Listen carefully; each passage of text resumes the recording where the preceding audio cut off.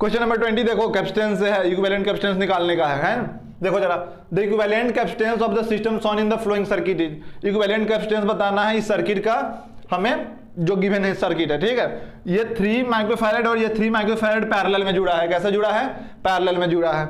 और ये 3 केस में जब पैरेलल जुड़ा है तो इन दोनों को जब सॉल्व करोगे तो जो कैपेसिटेंस निकल कर आएगा उसके साथ ये सीरीज में जुड़ा हुआ है, सिंपल निकल जाएगा। देखो अगर सीरीज में जुड़ा हो कैपेसिटेंस में तो क्या होता है, रेजिस्टेंस का उल्टा चलता है ना। अब ये पैरेलल में जुड़ा है तो सीधा सीधा सेम ऐड हो जाएगा। अगर पैरेलल में जुड़ा होता है, इन पैरेलल देखते जाओ इधर, इन पैरेलल सी इक्विवेलेंट कितनी होती है? सीधा C1 प्लस C2 होता है, बोलो सही।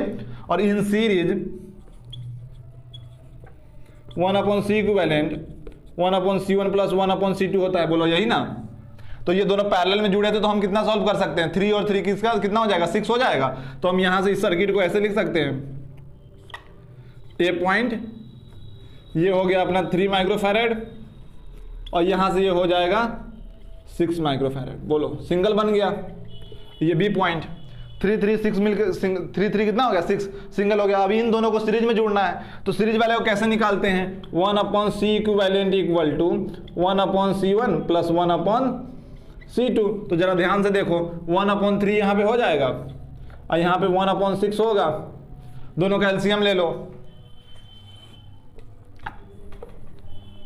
3 और 6, 3 से करोगे 3 × 1 3 × 2 6, तो 6 ही आएगा। समझ में आया? कितना आएगा?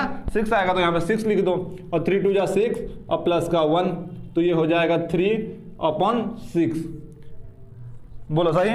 तो हमें C इक्विवेलेंट चाहिए, तो 1/C इक्विवेलेंट इक्वल टू 3/6। तो C इक्विवेलेंट कितना हो जाएगा? 6/3, तो मतलब 2 माइक्रोफैरड।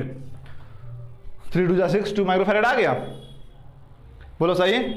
एक आसान तरीका भी होता है, अगर इसी से इसको सॉल्व करो तो इसका देखो डायरेक्ट ऐसे भी कर देते हैं बहुत लोग, C1 C2/C1 plus C2 direct हो जाएगा। देखो 6 और 3 का चाहिए, 6 3 18 माइक्रोफैरड, बोलो सही। और नीचे कितना हो जाएगा?